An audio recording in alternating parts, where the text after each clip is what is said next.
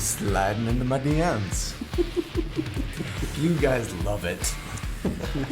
How's it going? We've grown. So I need to make some introductions. So you guys know Mr. Rogers, who joined us last week. I also have Preston and Tori. Sorry, Tori, I didn't ask if you wanted a pseudonym. Do you want a pseudonym? I guess Tori is great. So these are some of the people that I play with regularly, and all of them take turns being a DM. I'm kind of the holdout who refuses to selflessly give up my time and energy and talents for the rest of you. So sorry. Now that you put it that way. So anyway, happy to have you guys. Thanks for joining us today. I'm super excited to do our episode number 2 of this particular little experiment that we've been doing. Last week, Mr. Rogers and I had a great little chat about kind of optimizing and, does it ruin the game, and how do you kind of deal with a player like me at your table, which I think was good. And then also talked about the whole kind of the rules lawyery question was, about Shadowblade and your offhand attacks, and can you booming blade with an offhand short sword and still get 2 attacks as per the Blade Singer, and blah, blah, blah. Anyway, it's led to some good conversation. Thank you. Keep it going.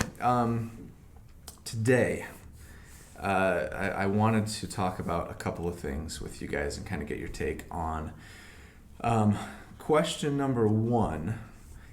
I wanted to get sort of your general thoughts, feelings about Tasha's Cauldron of Everything, and just kind of a general take. I didn't actually spend a lot of time in any of my episodes so far going into too much detail on sort of my general take on the book. I've sort of talked about specific aspects of it as I've talked about the builds that I've done, and like, hey, there's this new feature in Tasha's and blah, blah, blah, and this is how it affects the build. Didn't spend a lot of time kind of with a general overview, so I thought maybe that would be good. So cool. What do you guys think? Good, bad, ugly? What do you like? What don't you like? What are your favorite parts? What are your least favorite parts? Mr. Rogers, why don't you start us off? Okay. I overall like it. I think it's great. It's probably the best book they put out since Xanathar, I think. Really? It's got a lot of good stuff. I really like Custom Lineage, I think is cool. And I like all the... You're just throwing me a softball with that one. That's going to be my next question. Maybe a little bit. But it is really cool. And then there's a lot of cool subclasses. And I'm actually playing the Psi Fighter, or the Psi Warrior from Tasha's. Yep. And it's a lot of fun. So a new campaign we just started last week. Yeah. That Preston's running for us. So it's cool. I like all the subclasses. It seems to have also helped fix the Beastmaster, which is cool. So thank you for that second softball. Yes. Have you watched the episode that I put out this week on the Beastmaster? It is way better. Not yet. If you haven't watched I'll have to watch it. It's way better. Yeah, so that's my thoughts. Overall, I like it. I don't think there's anything bad in there. I think it's pretty good overall. Okay. What about you guys? I'd say it's well written. I think a lot of my feedback echoes kind of what he's talking about, because in one of my other campaigns, you've heard me talk about that a few times, where I wanted to try and help one of the Beastmasters that are in that particular game, because they're just rules is written in kind of just 5e in general. I feel like it's a very underserviced subclass, and so but it has so much cool and fun kind of potential that I've enjoyed that.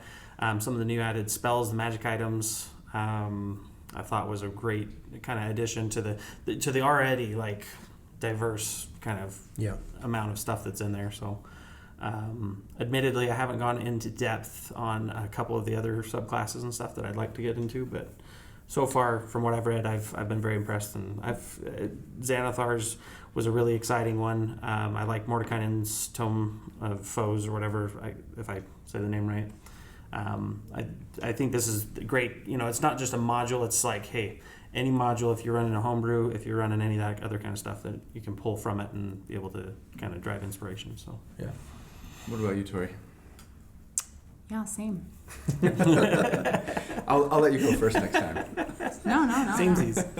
Yeah. Ditto. What about, I mean, you say magic items. Are there any sort of standouts that you can think of, or like new spells, favorite subclasses? None that come to mind for that for at least that are just like top of mind. I just remember kind of going through them and kind of seeing that they were broadening their horizons.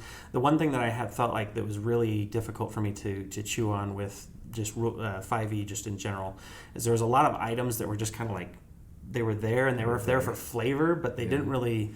They didn't bring anything to the table for the player. It was just like, oh yeah, I've got this wand of, I don't know, using just something out of the abstract. Like, I've got a wand of chickens. I'm like, okay, cool. Like, whatever. Like, so just those kind of things, I think that just kind of making it so that you don't have to, as a DM, you don't have to sit down and like craft a brand new item off the cuff and have it be completely balanced out of the gate, and just being able to have more resources to pull from. And I'm finding more and more, even in the original item set, that I had no idea even existed. So it's just like as you continue to go down that list, it's like, oh cool, Yeah, I thought magic tattoos was pretty cool. The tattoos. They're sweet. I actually used one for this Psy Warrior campaign we're talking about, and it's pretty cool. It adds a lot of flavor, kind of changes the way you can play your character. It's, they're fun. I feel like I want to like the tattoos more than I actually do. Like, I love the concept of them. Yeah. Thematically, super cool. Like, I have this magic tattoo that lets me do cool stuff. But, of course, like, being the guy that's always thinking about the numbers, like, there aren't really any, with maybe an exception or two, that are like, I just want something to give me like +2 to my charisma, you know what I mean? Or like that makes me hit harder or more frequently, and or raises my armor class, or gives me more hit points, or whatever. And there's not a lot of that in the tattoos. I feel like it's mostly like makes you stealthier, or you can like communicate telepathically with somebody, or you can like absorb damage, or all these different things, which are cool. But again, like, for me, my favorite things are the new like magic items that are caster specific, like like class specific caster items, for that very reason, because a lot of them will give you a +2 to your spell to hit, and a +2 to your difficulty check, for enemies to resist your spell effects or whatever. And I eat that up, right?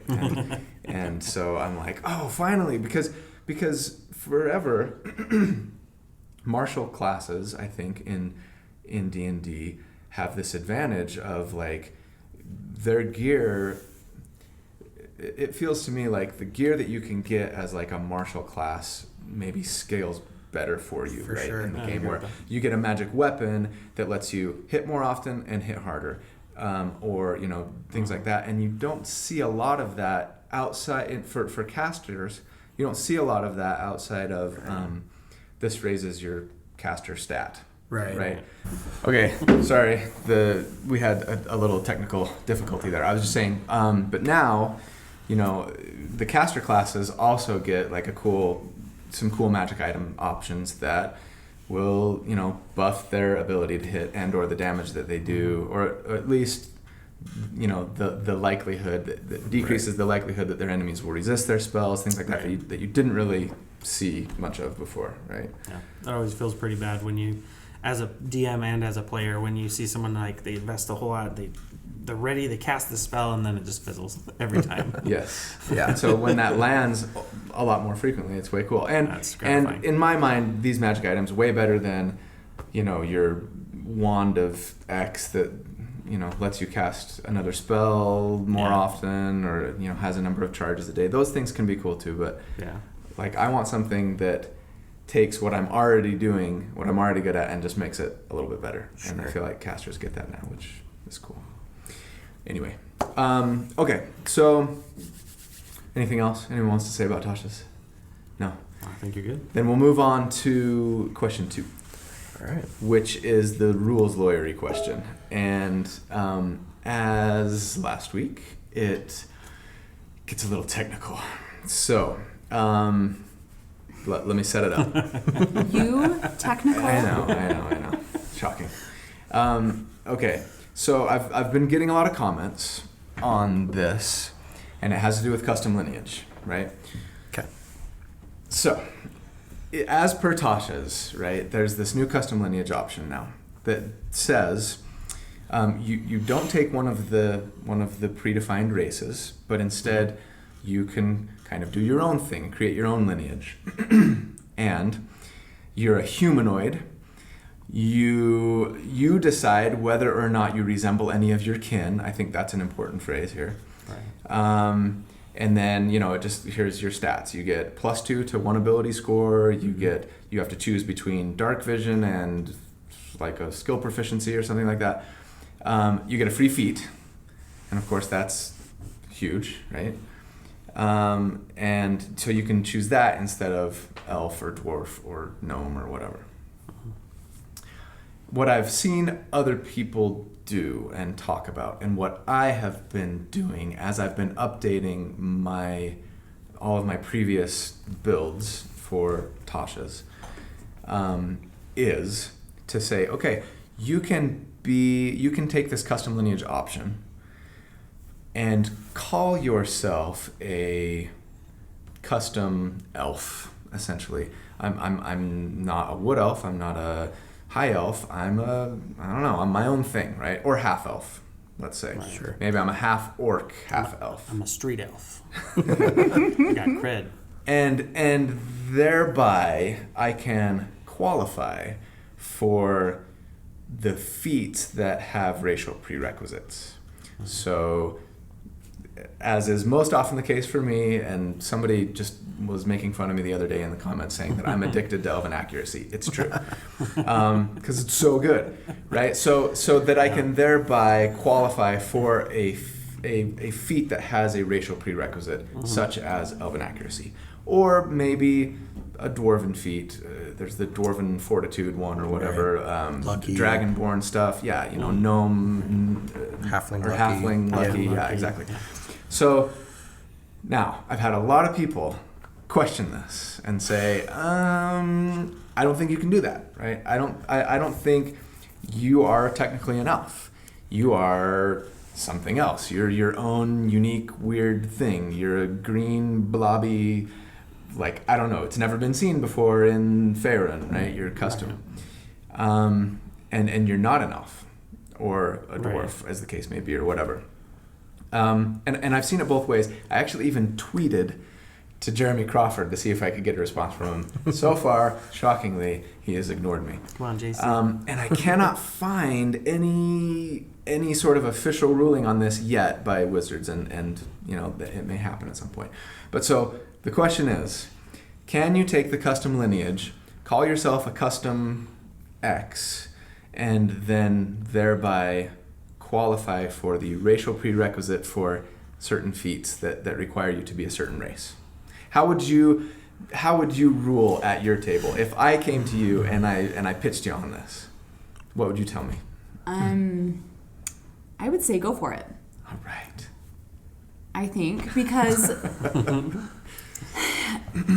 for me, I think that makes the character way more fun. Okay. And I mean, I'm the wrong person to ask about rules.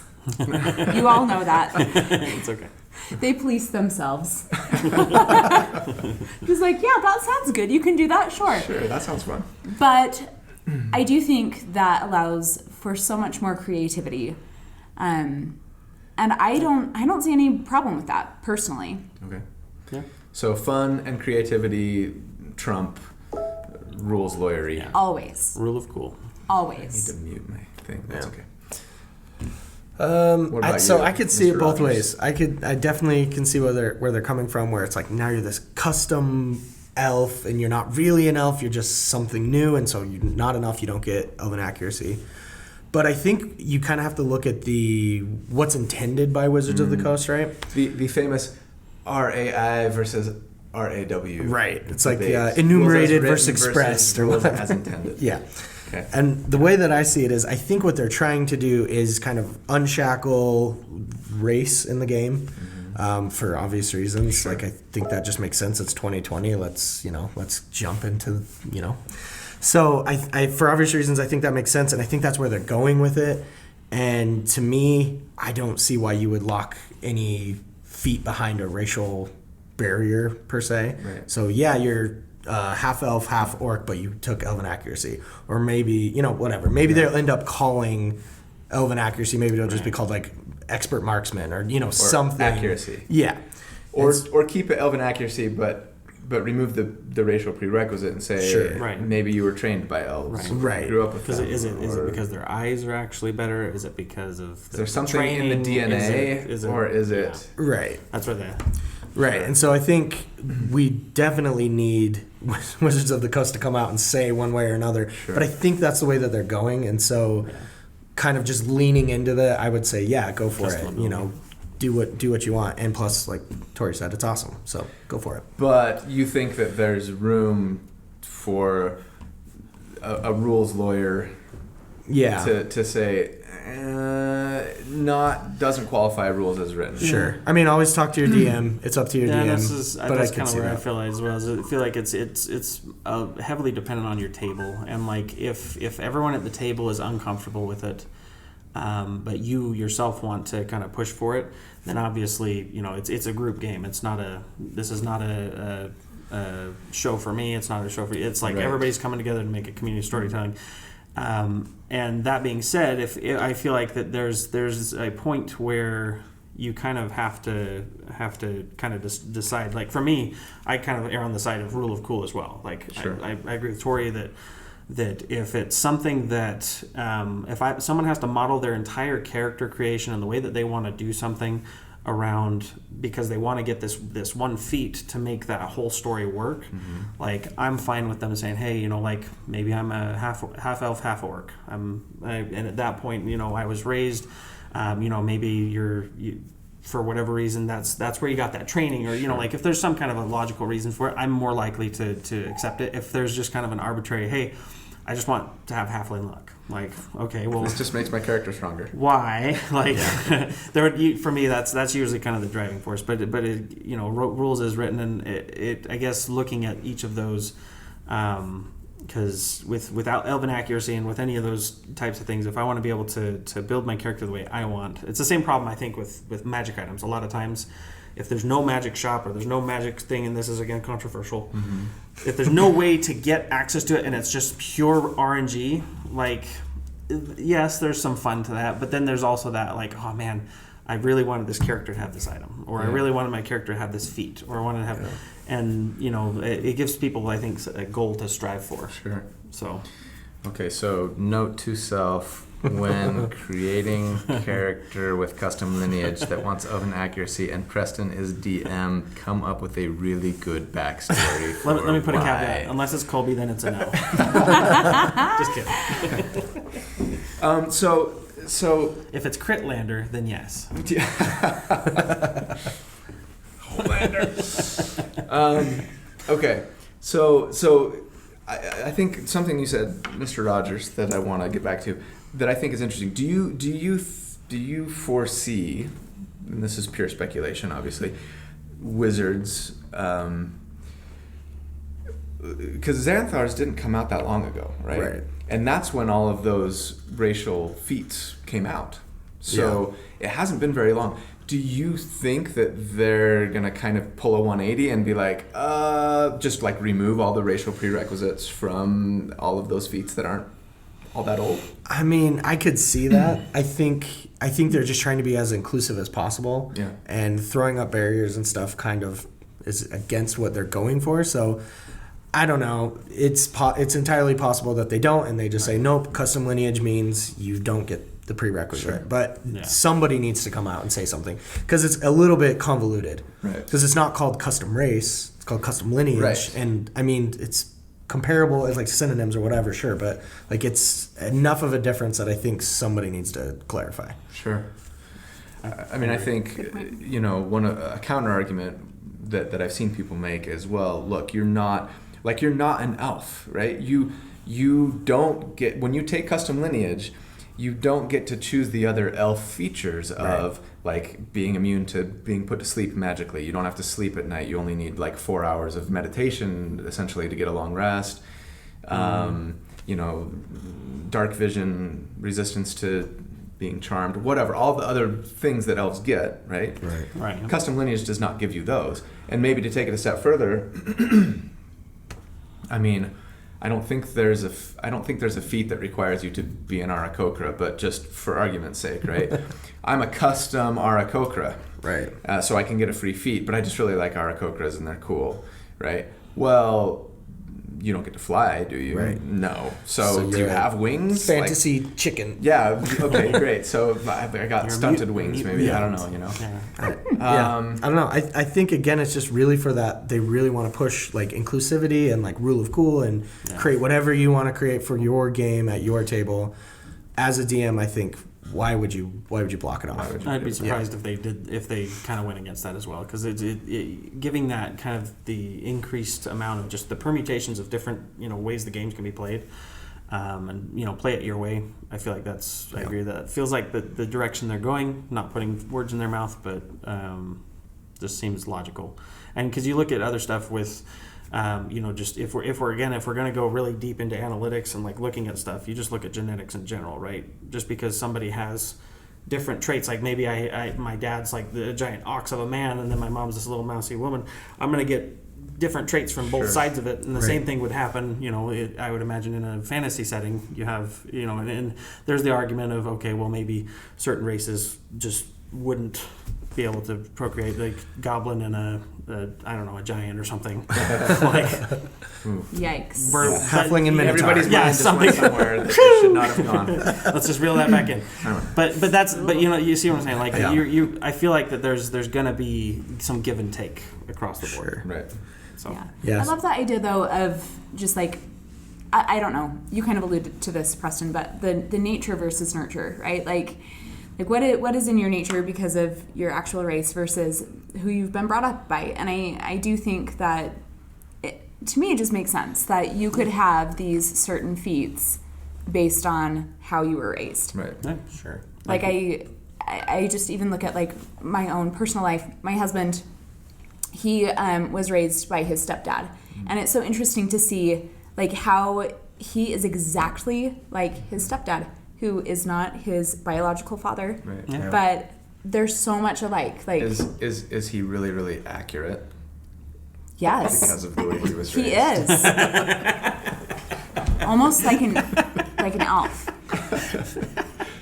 Yeah, and I think it gives you those compelling storytelling moments too. Because like if you've got a Goliath that was raised by halflings, or you've got that would be hilarious. It's the elf, like the whole elf story of like where I was going to call him Elf. Will Ferrell. The Will Ferrell Elf. The movie Elf. Yes. The movie Elf, where he's just this giant dude. He's running into things. Yes. Like there's a lot of fun elements. I think That's so to true. it. Yeah, I love that one. And maybe he picked up being extra lucky because of the way he was raised. It doesn't have to do with his genetics. Yeah, maybe so. Now, are they elves or are they halfling elves? You don't know.